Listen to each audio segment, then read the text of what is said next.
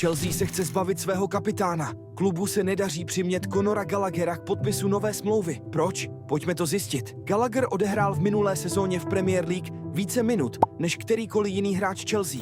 Nyní však čelí složité situaci, protože mu klub vzkazuje, aby buď podepsal novou smlouvu, nebo bude prodán. Navíc mu do té doby zakázali trénovat s týmem v tréninkovém centru. Nicméně, tato nabídka smlouvy, kterou již dvakrát odmítl, je pouze dvouletá s opcí na 3. rok, což je v ostrém kontrastu s 6letými smlouvami, které dostala řada jeho spoluhráčů. To vyslalo signál, že si ho klub necení tak vysoko jako ostatní záložníky a cítí, že by bylo chybou uzavřít s Angličanem dlouhodobou smlouvu vzhledem k nárokům taktického systému Enza Maresky a Gallagherově touze pravidelně nastupovat. Majitelé Chelsea jsou navíc odhodláni nenechat ho odejít zadarmo, jako se to stalo v případě Rudigera a Christensena.